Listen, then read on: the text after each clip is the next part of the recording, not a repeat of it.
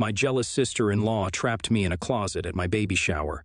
I woke up in the hospital, and my mother-in-law punishment for her was left her shaking. Hi, so I'll get right into it. I've always had a very weird equation with my sister-in-law, and recently something happened that kind of pushed me over the edge, not just me, literally everyone in the family. I, 28 female, have been married to my husband, 28 male, for 3 years, and we have been together for 6. A couple of months ago, we found out that we were expecting our first child together, and we were thrilled about it. A few days ago this week, we decided to have a baby shower and invite our families and friends to our new house for the event. My sister-in-law, Connie, 30 male, and her husband were also invited to the event. Connie has been with her husband for 8 years and married for 5. And they have been trying to have a baby for a really long time but haven't been successful.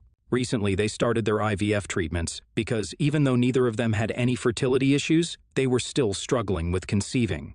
Had she been a better person, I might have felt bad for her, but after what she did recently, I'm glad that she hasn't been able to conceive yet because she's crazy and honestly doesn't deserve to be a mother.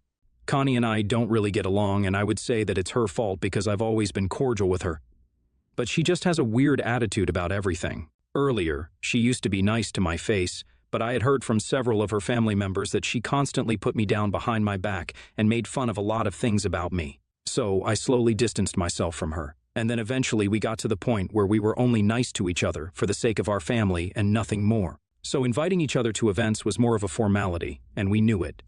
She had been invited to my pregnancy announcement party as well, and even there all she had done was sulk. And maybe I should have taken that hint and not invited her this time, but I didn't think much of it. Anyway, a couple of days ago I had my baby shower, and Connie and her husband also attended. They were one of the first few guests to arrive, so we had taken a few people on a house tour since it was a new home. And yes, this is quite an important detail. And anyway, after everyone had arrived and the baby shower was in full swing, I was speaking to a couple of friends when Connie came to my side and asked me if I could show her where our bedroom was, because she wanted to rest for a bit since she was feeling kind of nauseated. I thought that it was quite strange that she came to me and not her brother. But since I was busy with my friends, and also because I was heavily pregnant, I told her to find my husband and ask him since I really didn't feel like getting up. But she told me that she also wanted to speak to me in person and privately, which is why she had asked me specifically since she didn't actually need to rest, she just wanted to talk to me and needed an excuse for it. That made me a little curious, so I decided to excuse myself and got up to take her to the bedroom so we could talk away from everyone else. I actually thought that she was going to apologize for her behavior in the past or something because she was being really nice, and I guess that should have made me suspicious. But anyway, I didn't think of it and started walking with her to the bedroom. And here's the deal with our house. It's pretty big, and that means that our bedroom is quite a distance from the living room. There is a really long corridor leading up to it, and on one side of the corridor, we have something like a supply closet. So, while we were crossing there, all of a sudden, Connie grabbed me by the arm, shoved me inside, and locked me in. The closet was a small, dark, cramped room where we were storing a couple of unpacked boxes on the shelves, our vacuum cleaner, and a few mops.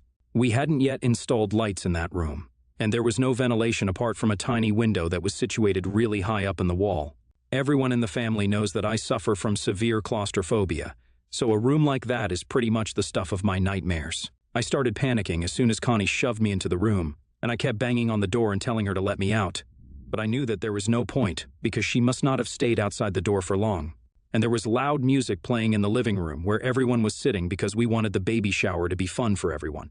And it was more of a party than a shower. Besides, even without the music, there were a lot of people in the living room, and I'm sure they couldn't hear me above the conversation because the supply closet was a little distance away from the living room. In spite of that, I kept banging on the door and screaming for someone to come and help me until my voice gave out, and I honestly don't remember what happened after that. I guess I must have fainted because of my claustrophobia, since the only thing I remember after that was waking up in the hospital. Thankfully, I was lucky enough to be found about 20 minutes after I had left the living room since it was time to open the presents, but I wasn't even there, so people came looking for me. Apparently, after Connie had returned to the living room without me, she had told my friends that I needed to rest for a bit, and that's why I had chosen to stay in the bedroom and had sent her back to tell them. A pregnant woman choosing to take some time away from a party so she could rest wasn't all that strange. So nobody raised any questions because what Connie had done was so absurd it hadn't even occurred to anybody that she might have been lying. And then eventually, when it was time to open the presents, people started looking for me, and my husband started panicking when he realized that I wasn't in the bedroom like Connie had said. He had the good sense to check the supply closet, and there he found me on the floor, unconscious. It didn't even take a second to call the ambulance so he could rush me to the hospital because he thought that something serious had happened, and I had fainted because of some pregnancy-related complication since I hadn't even woken up when sprinkled with cold water. Our families drove behind us, and my sister stayed back home to handle all the guests until we reached the hospital, and I regained consciousness. Nobody discussed exactly why I had been in the supply closet in the evening, even though I'm the kind of person who refuses to enter that space while there is daylight because of how cramped and small it is. I remained unconscious for about 10 minutes, and when I woke up in the hospital, which is luckily just a few minutes away from our home, they ran some tests and stuff before telling my family that there was nothing they needed to be worried about. I'd just been knocked out cold because I had probably been in a very stressful situation, and my blood pressure had dropped to a dangerously low level. That bit wasn't surprising because ever since I got pregnant, I had been having a lot of trouble with my blood pressure and the way it was fluctuating constantly. And I guess the claustrophobia and the panic attack must have triggered me somehow, which is why I ended up fainting and remaining unconscious for 10 whole minutes.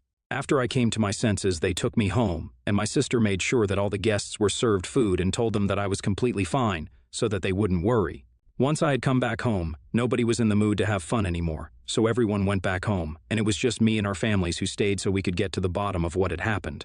I felt exhausted, so even though I remembered exactly what had happened, I was in no mood to relive it, and I just wanted everyone to leave so I could go to sleep.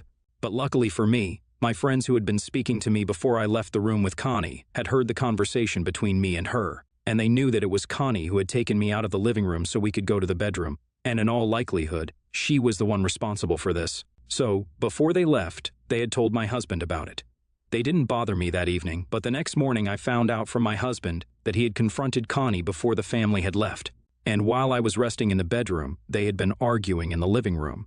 Our families were there, and so was he, and Connie kept denying that she had anything to do with locking me in the supply closet. She claimed that she had gone with me to the bedroom to apologize for always being cold and a bit mean to me all the time, and apparently we had made up for the last couple of years.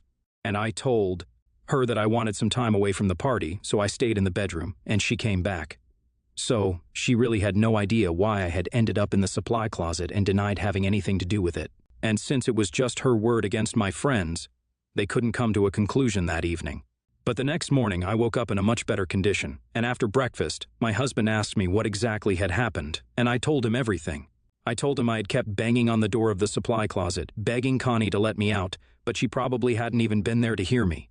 He was furious and called the rest of the family over once again so we could deal with the situation, and this time I was present as well, so she couldn't deny what she had done. I remember that morning Connie showed up looking really sick and pale because she probably knew that she was screwed. Her husband also looked worried, but I don't think that he knew exactly what his wife had been up to. Anyway, I recounted what had happened that evening and confirmed the fact that Connie was the one who had pushed me into that closet and left me there. Everyone seemed horrified, and nobody really knew what to say because I don't think anybody wanted to believe that somebody they had known for so long was capable of doing something so horrible. Truth be told, I get that because, no matter what kind of relationship I had with Connie, even I had found it very difficult to believe that she had done something so unhinged. But that was the truth. She had tried to harm me on purpose, and I didn't even feel safe around her anymore. After I was done talking, my mother-in-law, Pam, was the first one to speak up. She sounded really disappointed and resigned and said that she should have seen this coming because, for the past couple of months, Connie had been absolutely livid with me. The reason for that was that she felt like I was rubbing it in her face, the fact that I was pregnant before her, even though she had been married for longer than me. She had even said that she was very unhappy with the fact that I would be the first woman in the family to give Pamela a grandkid and not her. But Pam thought that these ramblings against me were just harmless and petty, so she never brought it up with us. But she had no idea that Connie would go out of her way to do something like this out of anger and jealousy. At that point, Connie started crying and said that she hadn't done this out of anger, but it was only meant to be a harmless and innocent prank. She claimed that she had no idea that this was going to go so wrong, and she had actually intended on just leaving me locked in there for a couple of minutes as a prank. And then she would let me out and apologize for not just locking me in, for her behavior towards me for the past couple of years. She said that she had completely forgotten about the fact that I was severely claustrophobic, and when she realized that I had fainted in the supply closet, she knew that people would think that she had done this on purpose, and that's why she had chosen to lie about the previous night because she was scared of the consequences. But now she did not want anyone in the family to misconstrue what she had done, and she had done it. So she insisted that it was just a prank and she didn't really intend to harm me. Unfortunately for her, nobody really believed her because, well, it wasn't very believable. And I was very pissed off that she had put me through so much just because she was upset that she wasn't getting pregnant, as if it was my fault. I hadn't even been rubbing it into anyone's face like she was saying. I had only held a pregnancy announcement a couple of months back, and now this baby shower. As far as I'm concerned, these are very common events pregnant people host, and they are not meant to rub the pregnancy into anyone's face. If that's how she felt, that was her own fault and insecurity showing. Also, what she had said about me being the first woman to give Pamela a grandkid was just disgusting because this wasn't a competition or a race. The bottom line was that she was upset that she hadn't had any luck in getting pregnant, and I hadn't even been trying, but I still got pregnant. And it sucks for her that she's having to deal with fertility issues in spite of having all normal results, but that's really not my fault or my problem. And I had had enough rest, so I was furious the next morning, and I told Connie that for the past couple of years, she has been nothing but weird with me, but I had never even done anything to her. In fact, I had always tried to be nice to her, and she was the one who had constantly faked it with me and then gone behind my back to talk crap about me. Even then, I had stayed dignified and just distanced myself from her, but it seemed like she was just never happy and wanted to make sure that she created enough problems for me. I told her that I could understand that she was feeling jealous and insecure, but for somebody to act like this was just demented, and I did not feel safe around her anymore. I told her that she was a horrible human being for what she had done. Even though nothing had happened to me, something very easily could have happened, and I knew it was not a prank like she was trying to pass it off as. I knew that she saw me as competition, but unfortunately, I was not competing with anyone, and she had no right to drag me into this for no reason. Then I told her that I did not want her visiting or speaking to me anymore, and then I turned to everybody else and said that if they spoke to her again, then I would not speak to them. So it was either going to be her or me. And that's when started protesting, saying that I had no right to do that, especially when she had just been playing a prank. I could see that both she and her husband were actually worried, but I had said whatever I had to say and they could go on screaming, but it didn't matter since I knew that the rest of the family was also going to agree with me. Eventually, Connie got way too loud, and my mother-in-law had to step in. She told Connie to stay quiet because this was just a consequence of her own actions, and she had lost the right to protest against it. And then she said something that shocked us all. She backed me up and told me that I was right. It wouldn't be possible to look at Connie the same way, because what had happened was just insane, and nobody was going to believe her claim of it only being a prank. Then she went on to say that she was cutting Connie out of her life for now, and maybe in the future they would be able to make up. But right now, she didn't want anything to do with her.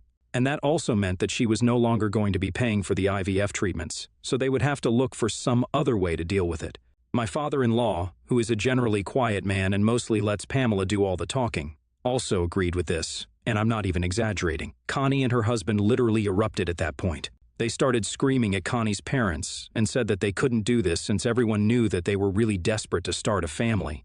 And they couldn't afford the IVF treatments along with everything else that was going on, so Connie's parents had been their only hope. For context, my in-laws are quite rich, but Connie's husband's parents aren't exactly on the same level, so they couldn't have approached them for help. Connie and her husband have just started a new business. It's barely been a few months, so they haven't managed to break yet, which is probably why they were relying on Connie's parents for the money for the treatments. We didn't know about that before it was brought up by them, and it was a huge deal that they were backing out of it since Connie had been pretty desperate to have a baby.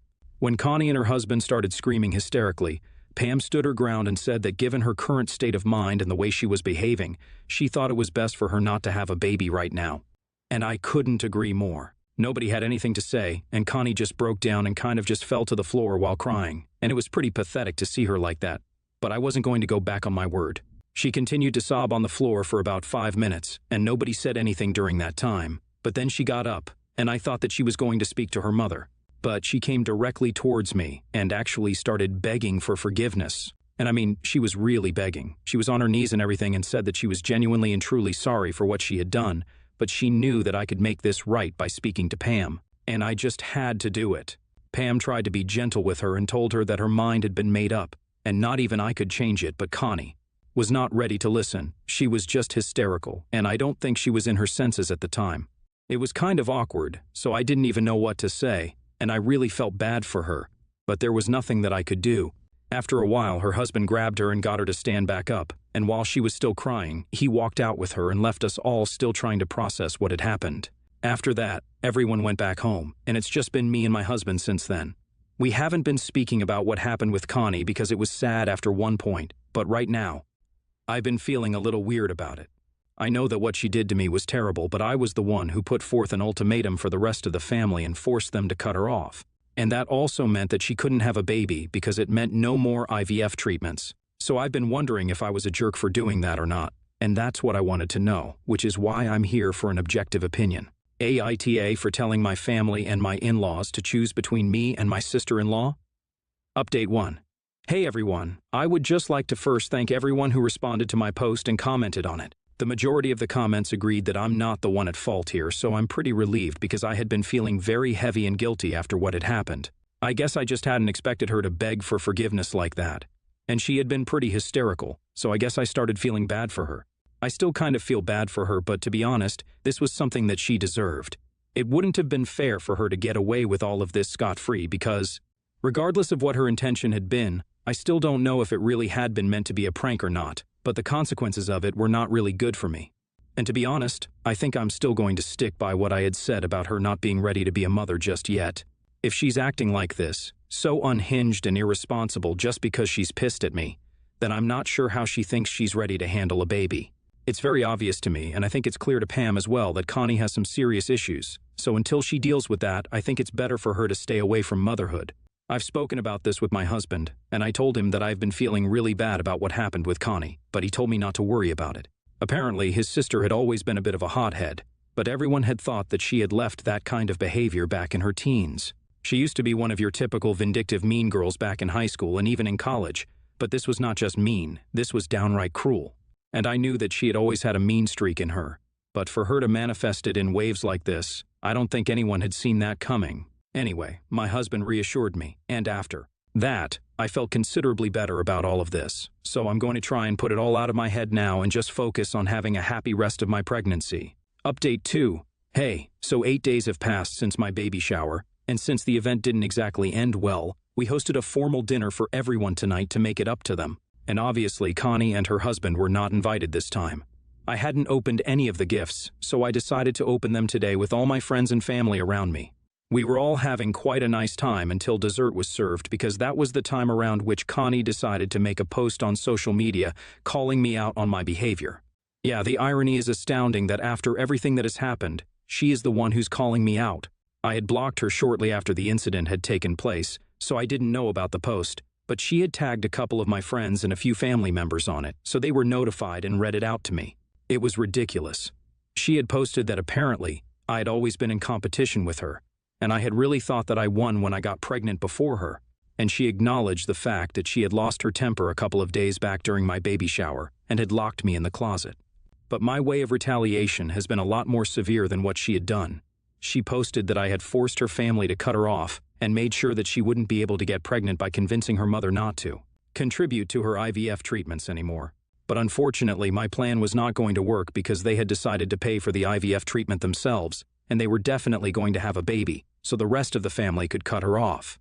But it was not going to make a difference to her because she was determined to become a mother and start her own family. And that family would be far better than the one she was born into, since apparently both her family were too busy sucking up to me instead of looking after the only daughter that they had. I tried really hard to feel offended at that post, but honestly, it was just such a huge joke that I ended up laughing at it, and everyone else followed me. So we brushed it off as a big joke and didn't even talk about it because I wasn't going to let Connie ruin an event for me a second time. I'm pretty sure that she had picked this day on purpose as well to make that post because she wanted to gain sympathy and attention. But unfortunately, nobody really has any of that to spare for her. Not after what she has done, at least. Update 3. Hey, so I have great news for everyone. I recently gave birth to a really beautiful, healthy baby girl. She is 6 weeks old now, and I already love her more than anything in this world. In fact, my husband and I are already fighting over who loves her more, but we know for a fact that we love her the most. Motherhood has been beautiful so far, and I've had my fair share of struggles, but this has made it worth it. But this update is not going to be about my daughter, even though I could totally go on writing about her. This is actually going to be about Connie because she's getting divorced, and I'm honestly not surprised that this is happening. I heard from a couple of people that she and her husband have been living separately for the past couple of weeks, and they have fully announced on social media that due to irreconcilable differences, they are going to be separating. Apparently, they had tried really hard to make it work in the past couple of months after the incident with me, but I guess the stress of everything just got to them, and they can't be together anymore. And I don't think it's going to be an amicable divorce because they have decided to sell their business, and had it been a mutual thing, I don't think they would have tried to do that because that business was their first baby, and they had put in a lot of hard work into it. It's sad that they are separating, but not very shocking. Connie's parents are still not speaking to her, though, even though I have told them that I would be fine with it if they decided to get back in touch with her after the news of the divorce broke.